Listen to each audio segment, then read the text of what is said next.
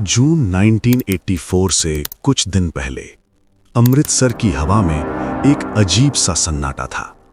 बाहर से सब कुछ शांत लग रहा था, लेकिन अंदर कुछ बहुत बड़ा पक रहा था।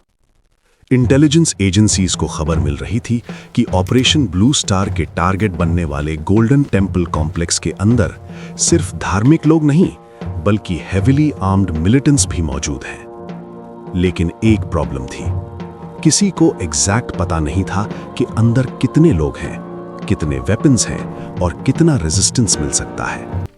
और अगर ये कैलकुलेशन गलत हो जाता तो सिर्फ एक मिलिट्री ऑपरेशन फेल नहीं होता, बल्कि पूरे देश में आग लग सकती थी। उस वक्त इंडिया की सबसे secret intelligence agency intelligence bureau को एक ऑलमोस्ट इम्पॉसिबल मिशन दिया गया। मिशन सिंपल था, लेकिन जानलेवा। अमृतसर के अंदर घुसकर गोल्डन टेम्पल कॉम्प्लेक्स के अंदर छुपे हुए मिलिटेंट्स और वेपन्स की असली तस्वीर पता लगानी थी। और प्रॉब्लम यह थी कि टेम्पल कॉम्प्लेक्स के अंदर उस वक्त जर्नैल सिंह भिंडरनवाले और उसके आर्म्ड फॉलोअर्स ने अपनी स्ट्रॉन्ग डिफेंसिव पोजीशंस बना ली थी। रिपोर्ट्स आ रही थीं कि उन्होंने कॉम्प्लेक्स के अंदर बंकर्स बनाए हैं, मशीन गन्स लगाई हैं, और कुछ लोग तो ये कह रहे थे कि रॉकेट लॉन्चर्स भी हो सकते हैं। लेकिन रिपोर्ट्स कॉन्ट्रडिक्टरी थीं। किसी सोर्स के मुताबिक 200 मिलिटेंट्स थे, किसी के हिसाब से 500, और कुछ रिपोर्ट्स में ये नंबर 1000 तक पहुंच रहा था। आर्मी को ऑपरेशन प्लान करने के लिए एग्जैक्ट इंटेलिजेंस चाहिए थी। गलत एस्टिमेट का मतलब था सोल्जर्स की अननेसेसरी डेथ्स और शायद एक अनकंट्रोल्ड सिविल वॉर जैसा माहौल। इसलिए आईबी ने एक रिस्की प्लान बनाया। एजेंट्स को ऑर्डिनरी श्रद्धालु बनकर गोल्डन टेम्पल कॉम्प्लेक्स के अंदर घुसना था। न यूनिफॉर्म, न वेपन, न कोई बैकअप, सिर्फ एक मिशन, आंखों से सब कुछ देखना, याद रखना और जिंदा बाहर निकलना। एक एजेंट, जिसका असली नाम आज भी ऑफिशियली डिस्क्लोज नहीं हुआ, जून की गर्मी में अमृतसर पहुंचा। उसने एक सिंपल सा कुर्ता पहना, हाथ में माला, और भीड़ के साथ गोल्डन टेम्पल के दरवाजे से अंदर चला गया। उस वक्त टेम्पल कॉम्प्लेक्स में हजारों लोग थे, श्रद्धालु, वॉलंटियर्स और मिलिटेंट्स सब एक ही जगह पर थे। और सबसे खतरनाक बात यह थी कि मिलिटेंट्स को भी पता था कि गवर्नमेंट जासूस भेज सकती है। इसलिए हर नए आदमी को शक की नजर से देखा जा रहा था। एजेंट धीरे धीरे कॉम्प्लेक्स के अलग अलग हिस्सों में घूम रहा था। उसकी आंखें हर चीज ऑब्जर्व कर रही थीं। कहाँ गार्ड खड़े हैं, कहाँ सैंड बैग्स लगे हैं, कहाँ से फायरिंग हो सकती है। उसने देखा कि कुछ बिल्डिंग्स की छतों पर ऑटोमेटिक राइफल्स वाले लोग गार्ड कर रहे हैं। लंगर हॉल के पास कुछ लड़के AK-47 राइफल्स लेकर नजर रख रहे थे। और सबसे शॉकिंग ऑब्जर्वेशन तब हुआ जब उसने अकल तख्त की तरफ देखा। वहां पर फोर्टिफाइड पोजीशंस बन चुकी थीं, सैंड बैग्स, फायरिंग पॉइंट्स और नैरो ओपनिंग्स जहां से मशीन गन फायर किया जा सकता था। ये अब सिर्फ एक रिलीजियस कॉम्प्लेक्स नहीं रहा था, ये एक टैक्टिकल फोर्ट्रेस बन चुका था।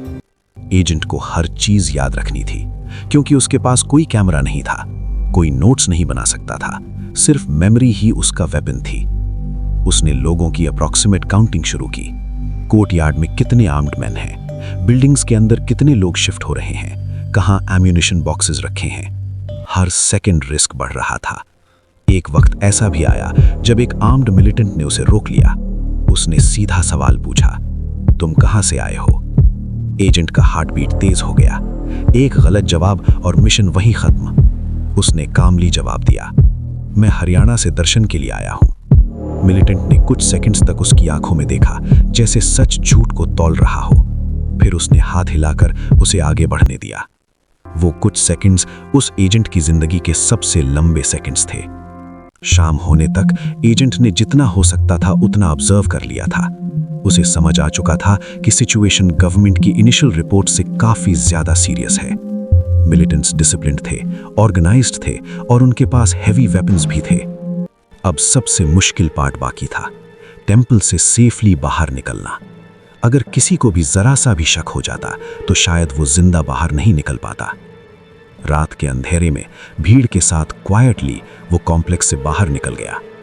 कुछ घंटों बाद दिल्ली में इंटेलिजेंस ब्यूरो के ऑफिसर्स एक रूम में बैठे थे और वो एजेंट अपनी रिपोर्ट सुना रहा था। उसने हर चीज डिटेल में बताई। कितने मिलिटेंट्स हो सकते हैं, कौन सी बिल्डिंग्स फोर्टिफाइड हैं, कहां से सबसे ज्यादा रेजिस्टेंस मिल सकता है।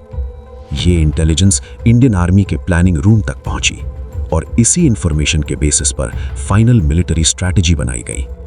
कुछ दिन बाद जून 1984 में इंडियन आर्मी ने ऑपरेशन ब्लू स्टार लॉन्च किया। ऑपरेशन बहुत वायलेंट था, कैजुअल्टीज भी हुई और इसके पॉलिटिकल और सोशल कॉन्सिक्वेंसेस इंडिया ने सालों तक महसूस किए।